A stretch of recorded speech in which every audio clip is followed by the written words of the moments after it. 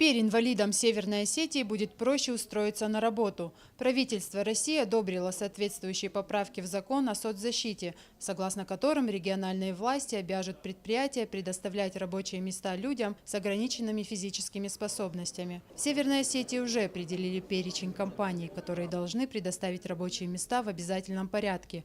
В списке более 200 организаций. Для установления квоты на 2014 год органы статистики предоставили информацию об организациях, у которых среднесписочная численность составила более 100 человек.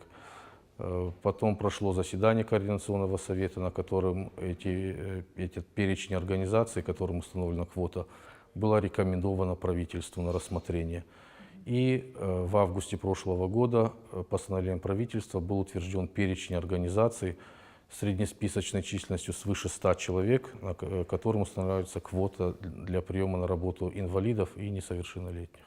На создание рабочего места для одного инвалида будет выделено 69 тысяч рублей. Однако многие считают, прежде чем обустраивать рабочее место, стоит обеспечить возможность беспрепятственного проезда инвалидов к предприятиям и организациям, предоставляющим работу. К великому сожалению, мы пока не можем гарантировать всем инвалидам доступ к рабочим местам.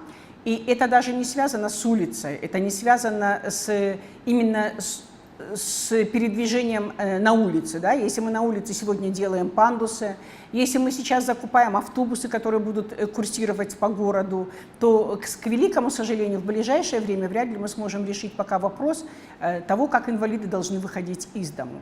На некоторых предприятиях уже трудятся люди с ограниченными физическими способностями. Их руководители готовы принять колясочников для дальнейшего сотрудничества. Мне бы сейчас не помешали где-то человек 7. Это с учетом того, что у меня будет действовать программа по обучению их, то есть повышаться уровень знания, мастерства. Я сам готов оплатить, и мне нужны рабочие руки. Их катастрофически сейчас не хватает. Здесь проблема даже не в профессионализме, сколько в отсутствии просто людей, нежелание людей работать. Я на них сделал акцент, потому что они более усидчивы. Им нужны коммуникабельные ситуации, и я готов создавать условия. Но вот сейчас прорабатывается этот момент. Пепельница будет. Тут будет такая голова черепахи, ножки, и вот так панцирь будет резной. По данным Пенсионного фонда республики, в прошлом году численность инвалидов трудоспособного возраста составила более 18 тысяч. В Северной Осетии в этом году планируется трудоустроить 102 человека с ограниченными физическими способностями. Это могут быть трудоспособные люди с разными группами инвалидности. В случае отказа от предоставления рабочего места работодатель обязан будет выплатить штраф.